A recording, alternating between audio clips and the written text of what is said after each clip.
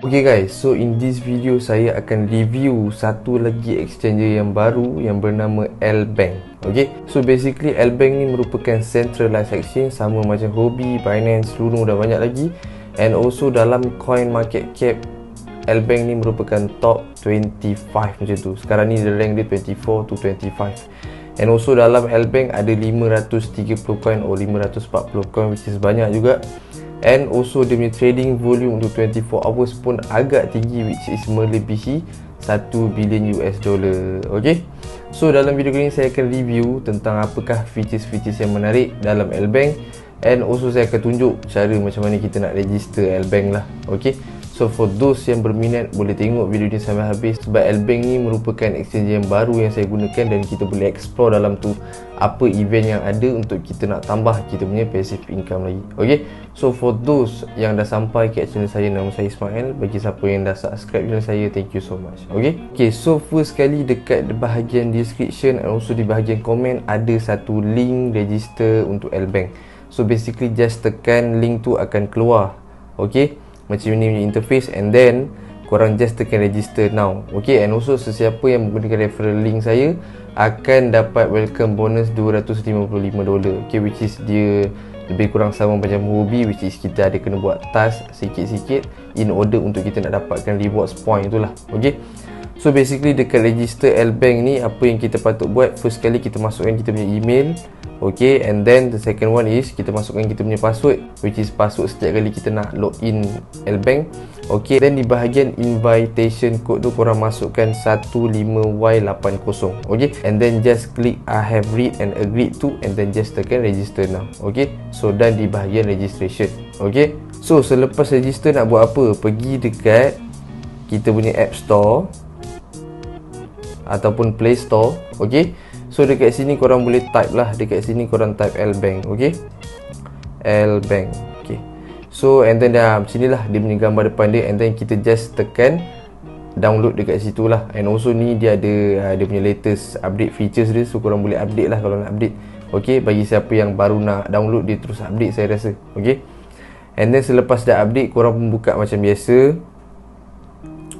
Okay, selepas kita dah buka kita punya L-Bank, kita pun login lah. Okay, so for those yang tadi dah register, ingat balik kita punya email and then password, and then dekat bahagian sini just tekan login macam biasa lah. So dekat button orang ni dekat sini kalau kita tekan macam saya dah masuk lah. Okay, so for those yang tak masuk lagi, dia akan keluar button login. Just tekan login, masukkan email, masukkan password, settle. Okay, and then apakah yang penting, macam biasa kita kena settlekan kita punya KYC, which is know your customer. Okay, so dekat bahagian tengah tu KYC, kita just tekan dekat situ. Dekat bahagian KYC ni kita masukkan nama penuh kita, kita masukkan kita punya nationality, and then dekat ID type tu kita masukkanlah kita punya IC and then number IC, and then kita kena snap kita punya IC depan belakang, so selfie lah. Itu macam biasalah dekat semua exchanger. Saya pun banyak bagi contoh dekat exchanger lain, but semua basically still the same lah untuk bahagian KYC. Okay, so dah settle bahagian KYC, apa yang kita patut buat di bahagian security. Apa function dia untuk kita nak securekan kita punya account lagi. So kita boleh bind kita punya email, bind Google Authenticator, bind kita punya number phone. Okay, basically bagi sesiapa yang tak tahu nak buat security ni pun, saya juga ada buat tentang Google Authenticator di bahagian Luno, di bahagian Huobi, and then email binding. Okay, so basically untuk setiap exchanger ni diorang buat security and also KYC ni in order untuk kita nak securekan lah. Security untuk kita nak securekan kita punya account. Okay, tetapi KYC ni sebab dia nak dapat kita punya maklumat lah before kita nak jual beli dekat diorang punya exchanger lah. Macam tu lah. Okay, and then dah settle dekat bahagian security. Sekarang ni kita dah ada lah account L-Bank, kita dah done untuk registration part. Okay, so dekat sini kita boleh tengok, dekat sini sebenarnya dekat exchange L-Bank ni dia banyak listing coin-coin yang baru, sebab memang setiap hari saya tengok banyak coin baru yang akan listing di L-Bank ni. And also basically beberapa coins tu memang kebanyakan diorang akan naik ke 1000%, 500%.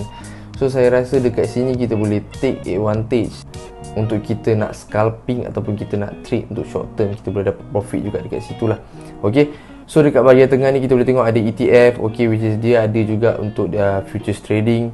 Okay, and also kalau kita tekan dekat ETF ni, inilah dia akan tunjuk lah dia punya features macam biasa lah. Okay, And then dia juga ada grid bot trading, which is saya pernah buat video dekat Huobi kan, cara nak guna Huobi grid bot. Basically untuk part ni dengan Huobi grid bot ni benda yang sama je. Okay, so for those yang nak gunakan ni, boleh tengok video Huobi grid bot pun just boleh apply lah. Sebab benda ni yang sama lah, which is dekat sini L-Bank grid bot lah. Okay, and then kita ada ni lah $255 untuk reward. So basically bagi sesiapa yang tadi dah pakai saya punya referral code, korang boleh siapkan task ni lah. Okay, which is yang first kali cumulative spot trading. Kalau korang trade melebihi $1000, korang akan dapat lah reward dia $20 and then $10 and then korang akan dapat lah semua reward ni. Tetapi korang kena siapkan step by step lah.